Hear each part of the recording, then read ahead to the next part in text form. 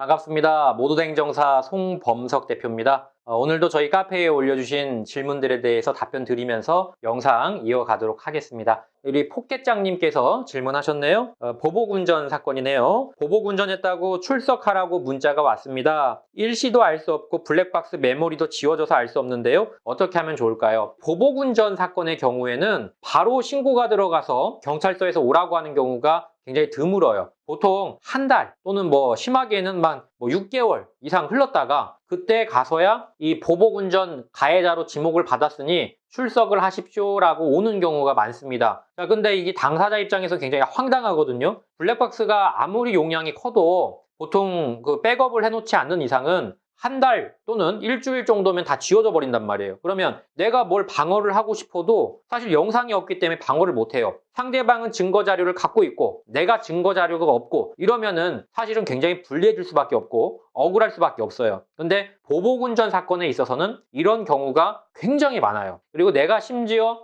보복운전이라고 인식을 못할 때도 많아요. 그냥 경적 울리고 서로 이제 좀 시비가 붙었었는데 그걸 갖고 설마 신고를 할까? 이런 경우도 있기 때문에 사실 이거는 굉장히 억울한 경우가 많습니다. 그런데 그렇다 하더라도 일단은 경찰 입장에서는 신고가 들어갔기 때문에 조사를 해야 됩니다. 지금 출석하라고 문자가 왔죠. 자, 이렇게 문자가 올 정도면은 어느 정도 혐의가 있기 때문에 경찰도 부르는 거예요. 아예 혐의가 없으면은 경찰선에서 이 선생님 이거 말도 안 되는 건데 이거는 도로 가져가세요. 이런 식으로 얘기를 한단 말이에요. 왜냐하면 경찰도 사건이 많아요. 안 되는 걸 갖다가 사건화할 수는 없는 거거든요. 어느 정도 혐의점이 있고 어느 정도 처벌을 받을 만한 부분이 있으니까 지금 부르는 거예요. 우리 선생님을. 그래서 지금 일단은 경찰 조사 가서 좀 조사를 받으셔야 될 것 같고 거기에 있어서 내가 억울한 점이 있다면은 지금 영상이 없잖아요. 그러면 조금 디테일하게 구체적으로 어떻게 했다라는 것을 상세하게 얘기하시는 것이 영상이 없을 때에는 가장 좋아요. 물론 내가 보복운전 안 했고 당한 입장이다.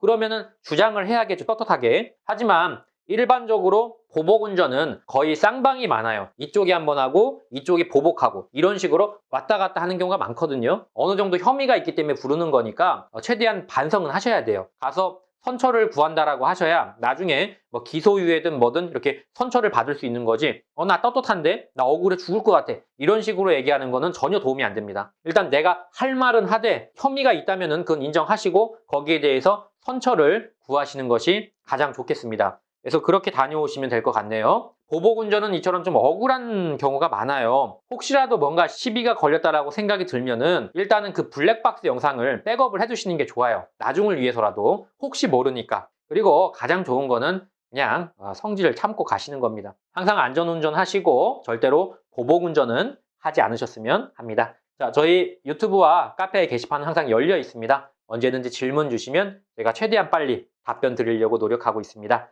그리고 저희 구독과 좋아요는 많은 도움이 됩니다. 꼭 좀 부탁드리도록 하겠습니다. 여기까지 송범석 대표였습니다. 감사합니다.